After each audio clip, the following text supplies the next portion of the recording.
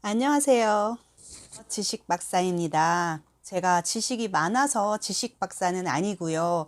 지식산업센터 컨설팅을 하기 때문에 지식산업센터에 대해서는 박사가 되고 싶은 마음에 지식 박사라는 이름을 지었습니다. 오늘도 좋아요, 구독 눌러주세요.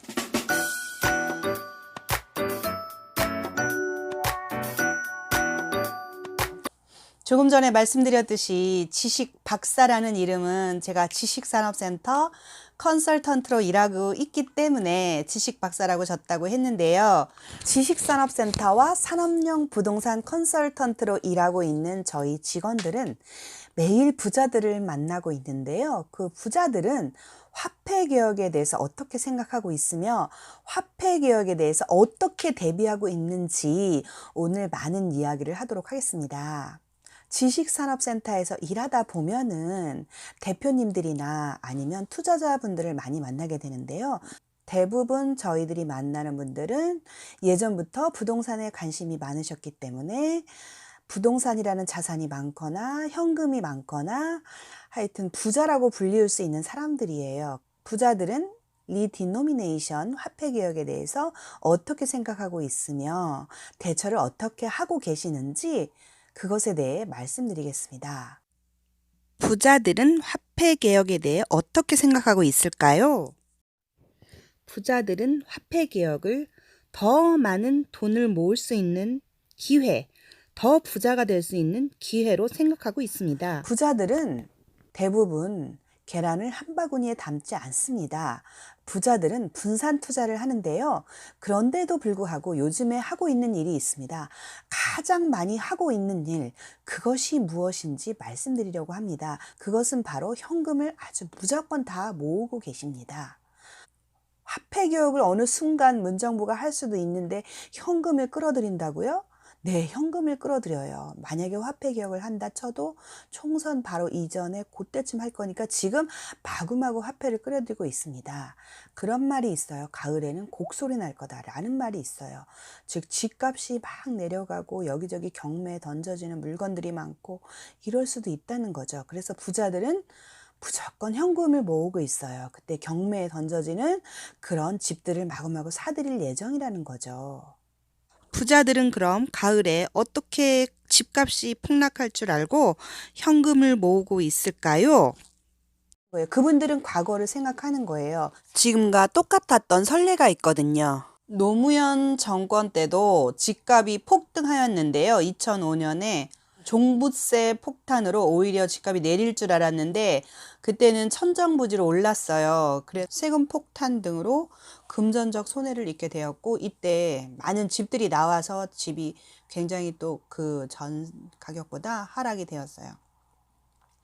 그래서 그때도 돈 많은 사람들이 그 싸게 나온 집들을 막 잡을 수 있었어요. 막 거저 갖는 거였죠. 요즘도 똑같다고 하더라고요. 그래서 지금 돈 많은 사람들은 집을 사지 않습니다. 현금을 많이 모으고 있어요, 지금. 이제 뭐 부동산 값이 폭락하면 주워 담으려고 하고 있겠죠. 요즘에는 경매 시장이 아주 뜨겁다 그래요. 활황이라 그래요. 활황.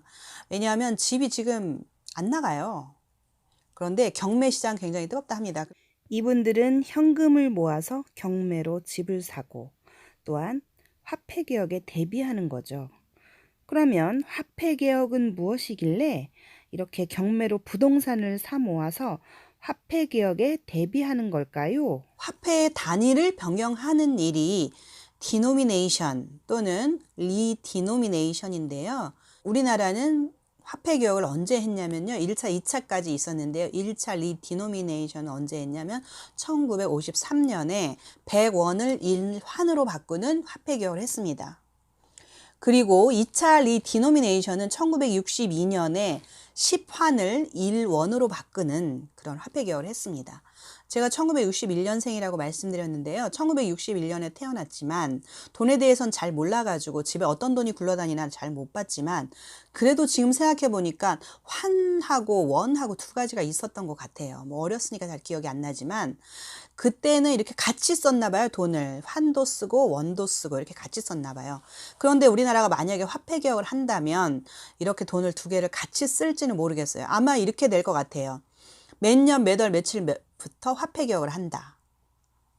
그런데 몇 달까지만, 몇 년까지만 또는 몇 달까지만 같이 통용을 한다. 이렇게 될 것 같아요. 근데 우리나라는 제가 찾아보니까 이미 화폐 개혁을 할 만반의 준비가 다 돼 있다고 해요.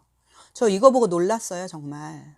화폐 개혁에 대해서 1도 관심 없었기 때문에 이렇게 우리나라가 이미 화폐 개혁을 할 모든 준비를 다 맞춰 놓고 있다는 사실을 저는 몰랐었습니다. 우리가 모르고 당하는 것보다 알고 당하는 게 낫지 않을까요? 해서 여러분과 함께 공유를 해볼까 합니다.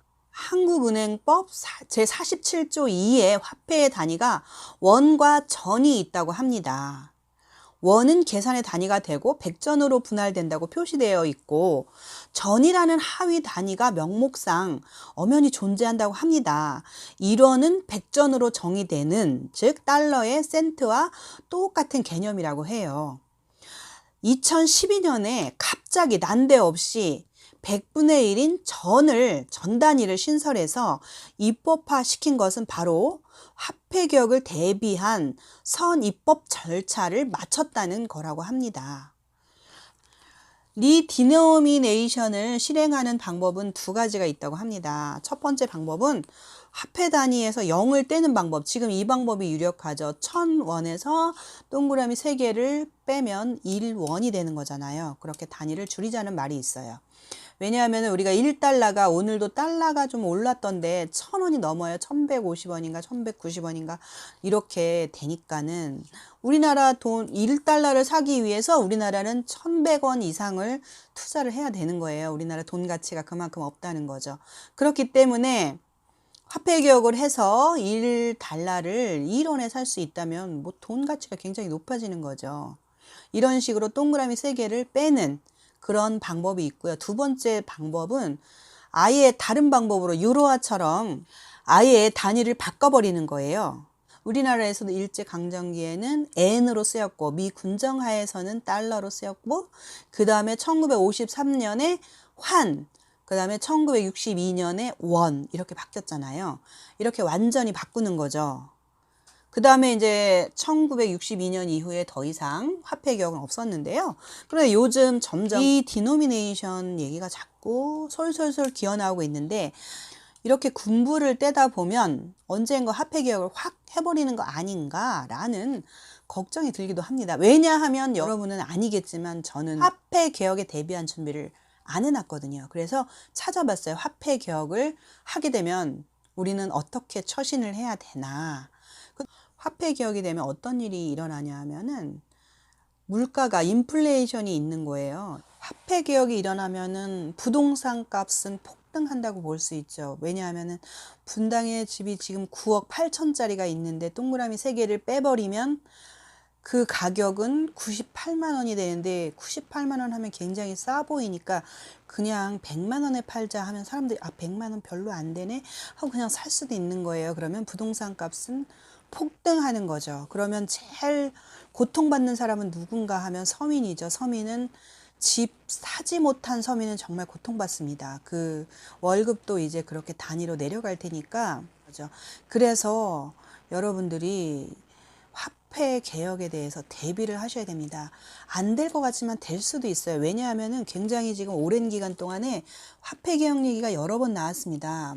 화폐 개혁에 대비하는 방법은 첫 번째로 금예금 통장을 만드는 방법이 있습니다. 금을 현물로 사는 방법도 있지만요. 금을 예금 통장으로 만드는 방법이 있습니다. 예를 들면 국민은행이나 뭐 이런 데 가서 금예금 통장 만들러 왔습니다 하면 금으로 통장을 만들 수 있습니다. 그러면은 순금으로 우리가 돈 생길 때마다 예금을 할 수 있습니다. 그러므로 은행에 가셔서 금예금 통장을 만드시면 되고요. 그리고 두 번째로는 달러를 사 모으는 방법이 있는데요. 달러가 올라가면 금값이 내려가고 금값이 내려가면 달러가 오르는 경향이 있는데요. 그래서 이 두 가지 방법을 다 사용하시면 달러가 올라갈 때는 금이 오르고 금값이 또 내려갈 때는 달러가 오르고 이런 두 가지 방법이 있으니까 이걸 사용하시면 될 것 같아요. 세 번째 방법은 부동산에 투자하는 건데요. 이 부동산에 투자하는 방법이 가장 좋은 방법인데요. 땅을 산다거나 집을 산다거나 이러는 건데, 집은 요즘에 뭐 2채 넘으면 안 되고 3채 넘으면 더더욱 안 되고 이러니까 땅을 사거나 아니면 지식산업센터를 사거나 공장을 사거나 뭐 이런 걸 사는 게 좋을 것 같습니다. 그런데 맞는 방법으로 하시면 되겠습니다. 오늘의 결론.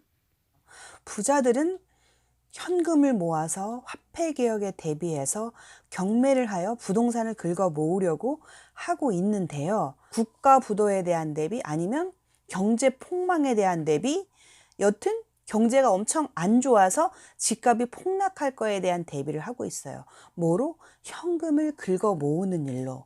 그러나 이분들은 현금만 긁어 모으는 게 아니라 분산 투자를 하고 있다고 했어요. 분산 투자로 주식도 하고 금도 사고 달러도 사고 이렇더라고요. 대부분 금 통장 하나 있습니다. 대부분 달러 통장 하나 있어요. 그리고 대부분 부동산 엄청 많이 샀고요. 또 더 많이 긁어 모을 대비를 하고 있어요. 그래서 우리들도 대비를 해야 됩니다. 어떻게 해야 된다고요? 작은 돈이라도 금 통장 만들어야 돼요. 작은 돈이라도 달러 통장 만들어야 돼요. 분산 투자해야 되잖아요.